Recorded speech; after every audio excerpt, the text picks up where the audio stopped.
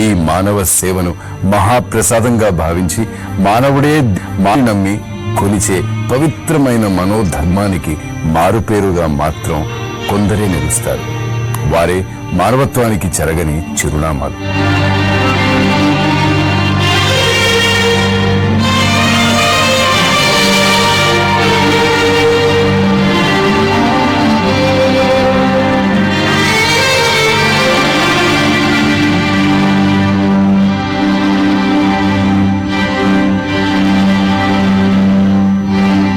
మనుష్యుడిల మహానుభావుడే అని చాటిన మహాకవికి వీరే క్రియాశీలక నివాళులు. దారి తప్పిన జీవితాలను ఊరు వెలివేసిన, తనవారే తరిమేసిన దీనాతిదీన ప్రాణాలకు దిక్కుగా, మురికి వాడలలో, ముసిరిన చీడలలో, ముదిరిన పీడలలో, మానసిక వికలాంగ జాడ్యాలలో మురిగిపోతున్న, కుళ్ళిపోతున్న జీవాలకు దిక్సూచిగా చిత్తూరు జిల్లా నలగాంపల్లిలో ఒక అడుగు కదిలింది. ఒక గుండె పలికింది. ఆ అడుగు, ఆ గుండె ఎవరో కాదు, ఒక సామాన్య రైతు. పేరు పద్మనాభన్ నాయుడు.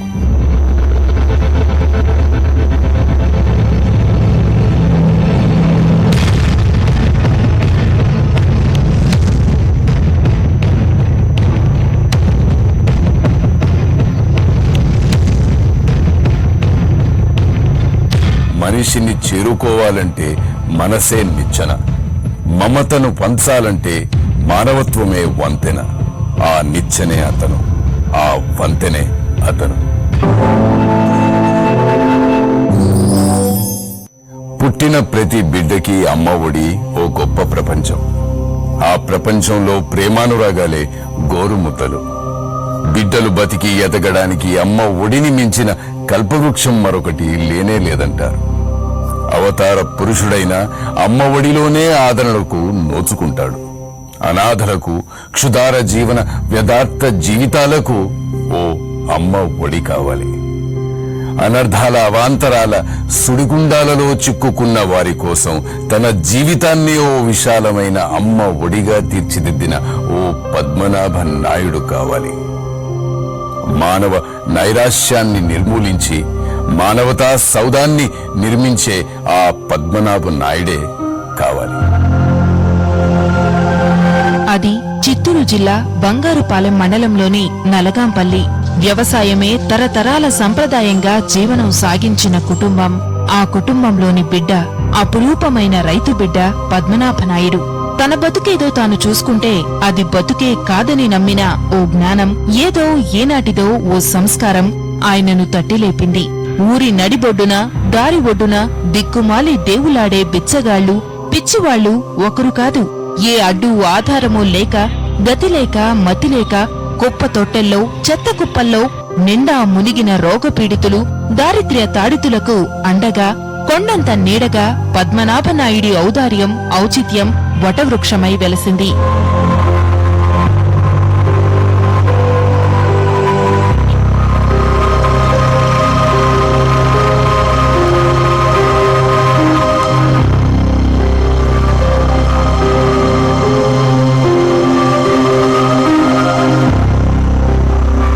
తోవ తప్పిన జీవితాలకు, దారి మళ్లిన ప్రాణాలకు ఆశ్రయమిచ్చేందుకు పద్మనాభ నాయుడు అమ్మ ఒడి అనే ట్రస్టును ప్రారంభించారు.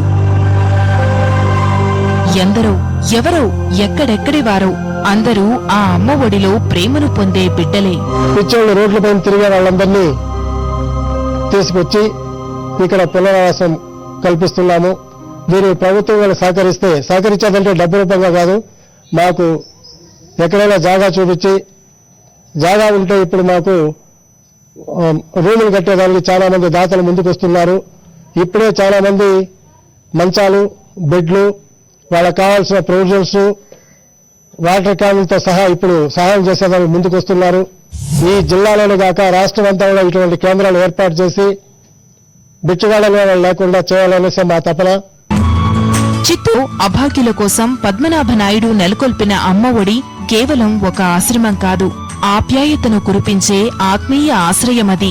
బిడ్డలు వదిలేసిన పెద్దలు, భర్తలు వదిలేసిన భార్యలు, దేవుడే వదిలేసిన విధి వంచితులు ఇక్కడ సేద తీరుతున్నారు. వ్యధలను మరిచిపోతున్నారు. దైవాన మనుష్య రూపేణా అంటే అందుకు ఇటువంటి సందర్భాలు పద్మనాభ నాయుడు వంటి ఉదార స్వభావులు, ధరణి వంటి సహృదయులే ప్రత్యక్ష నిదర్శనాలు. అందుకే ప్రేమకు నిధి సన్నిధి అయిన అమ్మ ఒడిని వీడి అక్కడికి చేరిన ఏ ఒక్క ప్రాణి ఎక్కడికి పోనంటోంది.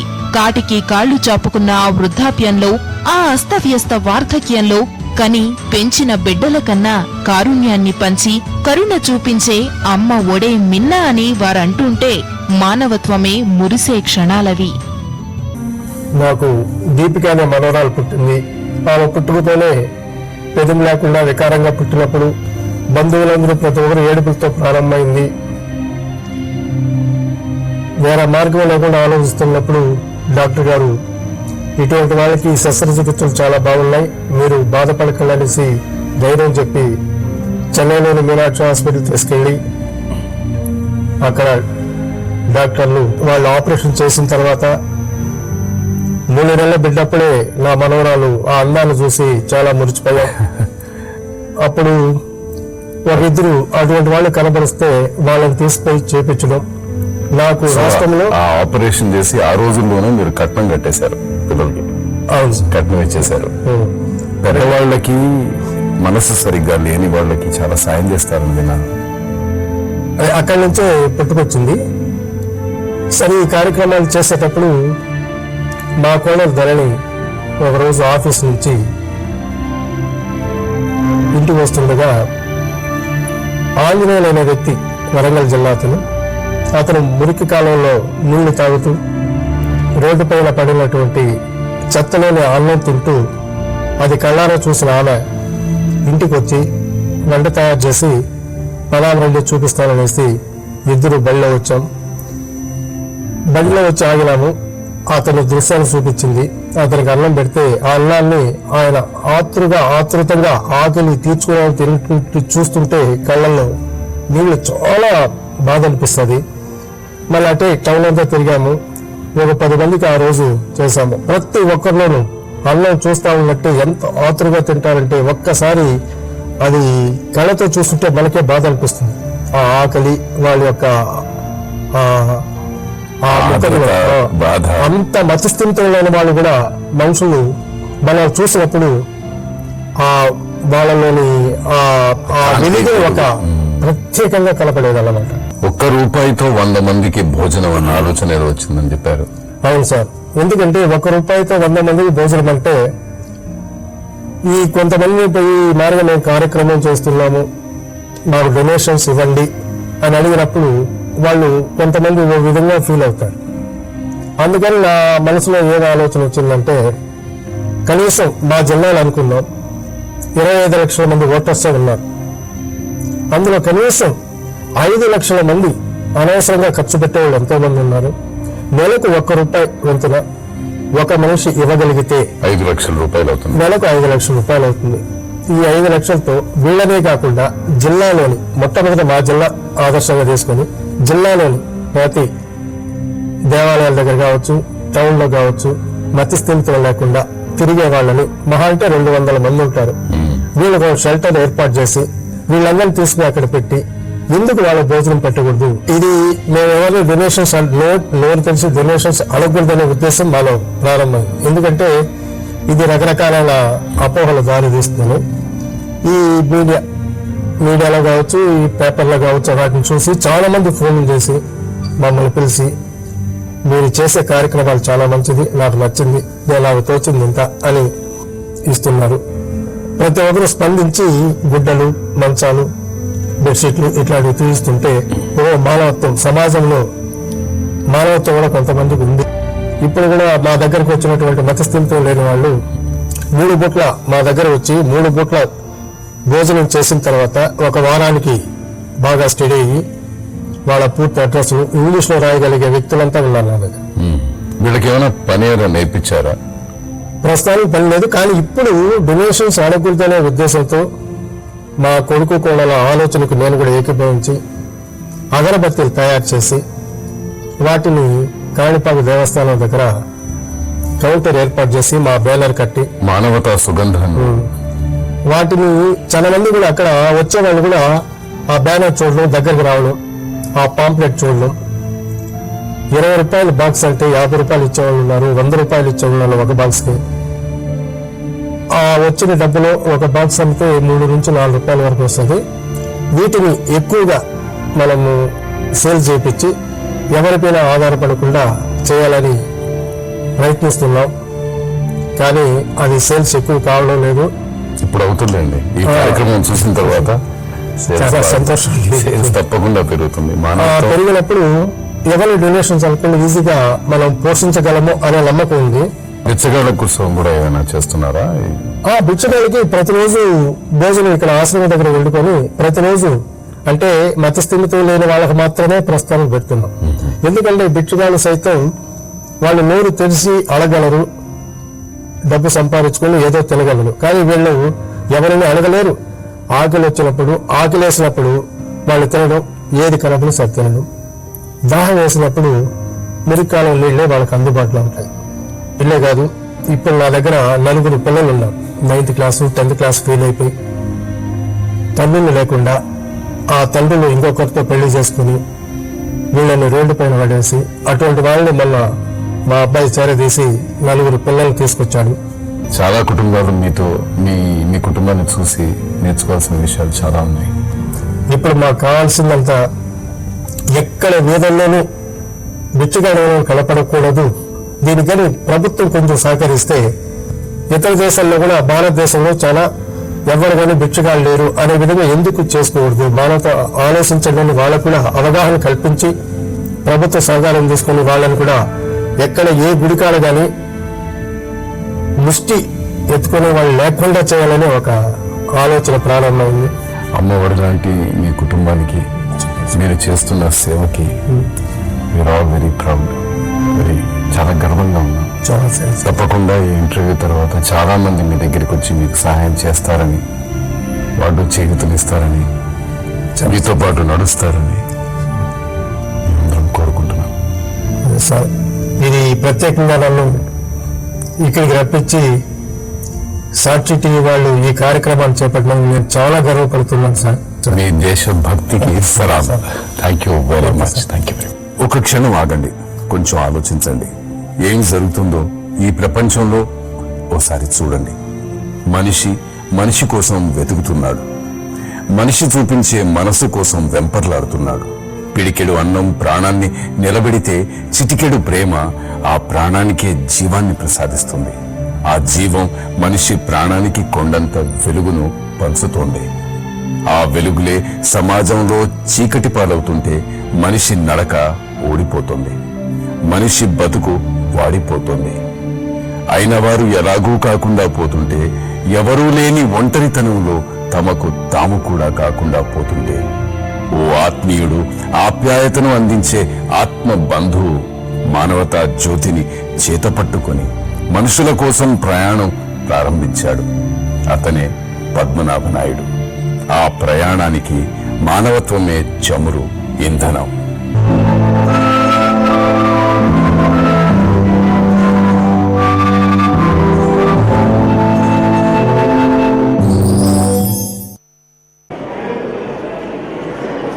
ఇంకా ఆలోచిస్తున్నారా? ప్రోగించండి మీ అమ్మఒడి చప్పటి.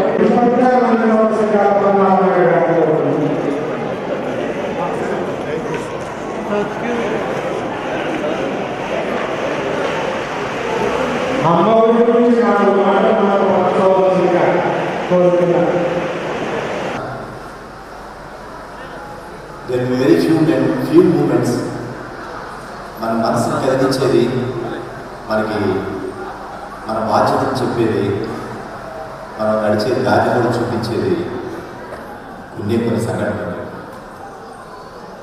ఈ ఫ్యూ మంత్స్ ఏదో ఒకరోజు నా కొలీగ్ ఆఫీసర్ నా బర్త్డే చేసుకుంటాను సార్, మా పాపది మీరు కూడా రండి అంటే, ఎక్కడ చేసుకుంటారని అడిగారు. అమ్మఒడి అని ఒక చిన్న ఆశ్రమం ఉంది సార్, అందులో అనాథలందరినీ చేరవేస్తారు, అక్కడ పెడుతున్నా, నేను వెళ్తున్నానని చెప్పారు. సరే, నేను మా మిస్సెస్ ఇద్దరు కలిసి లంచ్ అందరికీ సేవ చేయడం కోసం వెళ్ళాం. The moment I entered Ammavodi, I felt నేను జీవితంలో నేను చాలా మిస్ అయిపోయాను అనిపించింది. ఇన్ని రోజులు పనిచేస్తూ కూడా ఇలాంటి ఆశ్రమం ఒకటి ఉంది, ఇక్కడ మనం వెళ్ళాలి, మనం చూడాలి, మన బాధ్యతను కూడా తెలుసుకోవాలి అని మాత్రం చూసినప్పుడు అనిపించింది. నాకు బాధ అనిపించింది. అన్ని రోజులు నేను వెళ్ళలేకపోయాను. అక్కడికి వెళ్ళి వాళ్ళందరికీ సేవ చేసి నేను అక్కడ ఉన్న విషయాలు తెలుసుకునేటప్పుడు మాత్రం నాకు చాలా మనసు కదిలించి వేసింది. ఈ రోజుల్లో తల్లిదండ్రులనే చూడని పిల్లలు ఉన్న ఈ సమాజంలో ఎవరికీ సంబంధం లేని మనుషులను తీసుకొచ్చి వాళ్ళకి ప్రేమ పంచి వాళ్ళకి కావాల్సిన తిండిని పెట్టి వాళ్ళకి కావాల్సిన ఆరోగ్యాన్ని కూడా సమకూర్చే మనుషులు ఎంతో ఉన్నారంటే నాకు చాలా గొప్పగా అనిపించింది. నాకు ఇంకా చాలా బాగా అనిపించింది ఏంటంటే, ఒక ఆశ్రమంలో ఒక లేడీని తీసుకొచ్చారు, ఒక ముసలావిడ. ఇట్ అపియర్స్ ఒక 5 yearsగా ఆ లేడీ ఒకే చీర కట్టుకొని జీవించిందంట. ఆ చీర కట్టుకొని అసలు చీర తీయడానికి కూడా అవకాశం లేకుండా జీవిస్తే పడిపోయి ఉంటే మన పద్మనాభరెడ్డి గారు వెళ్ళి ఈ ఆశ్రమాన్ని తీసుకొచ్చారు. ఇదేంటి పెద్ద గొప్ప అని మీ అందరూ అనుకుంటారేమో. నాకు అది కాదు, నాకు బాగా కదిలించి వేసింది. ఆ చీర ముడి విప్పితే అక్కడంతా పుండైపోయి పురుగులు చేరాయి. నేను ప్రాక్టికల్గా చూశాను, నేను అది లైవ్ అందులో రికార్డ్ చేసిన దీన్ని నేను చూశాను. నాకు గుండె చెదిరిపోయింది నిజంగా. వాళ్ళు ఉన్న మనిషిని తీసుకొచ్చి పద్మనాభరెడ్డి గారు ఒక 30 రోజులు సేవ చేశారంట. మందు రాసి క్లీన్ చేసి తనకు కావాల్సిన ఆహారాన్ని ఇచ్చి hats off, really hats off.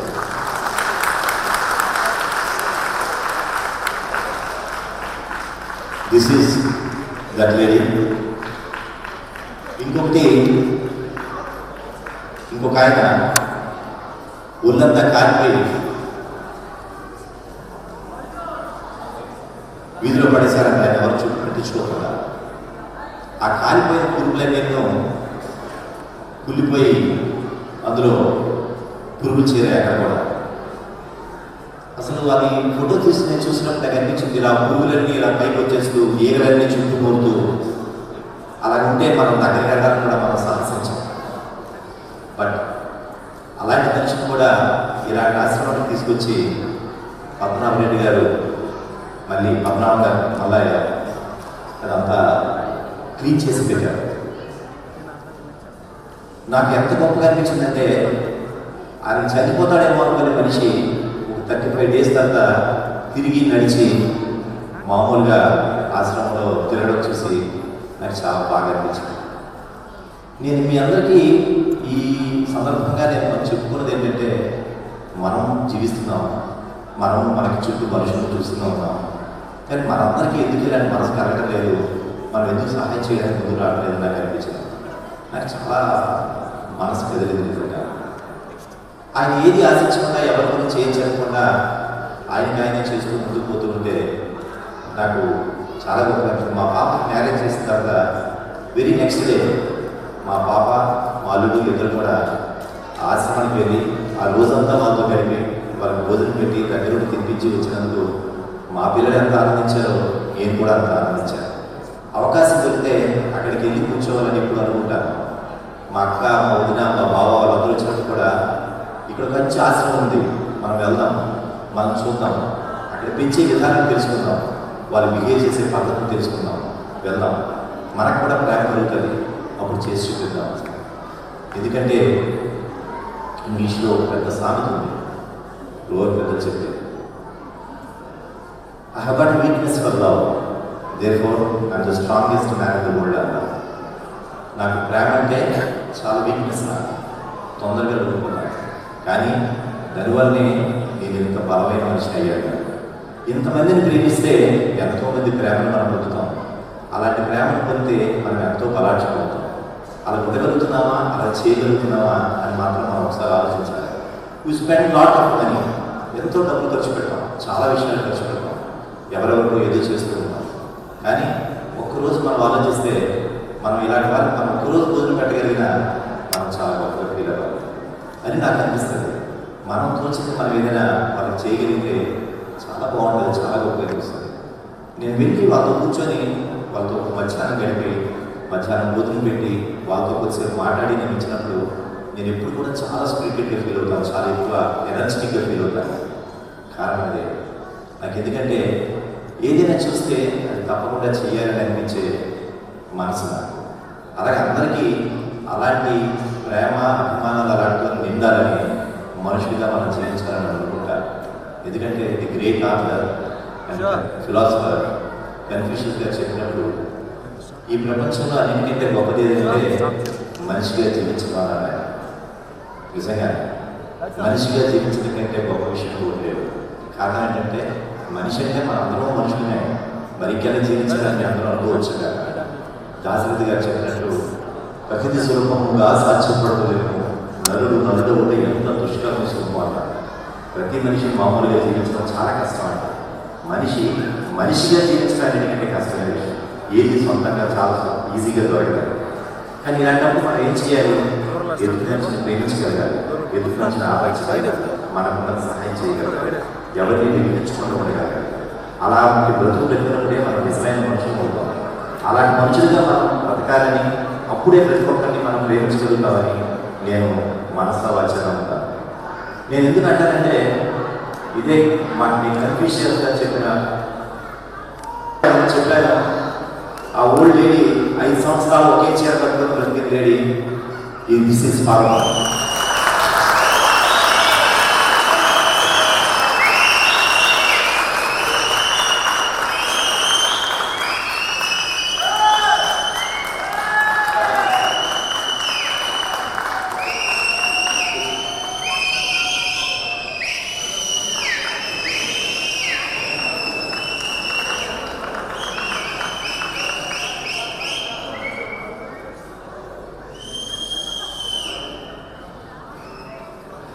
ఏదైనా విషయాన్ని చూస్తే గుర్తుపెట్టుకుని చేయగలిగే మనసు ఉండాలన్నారు.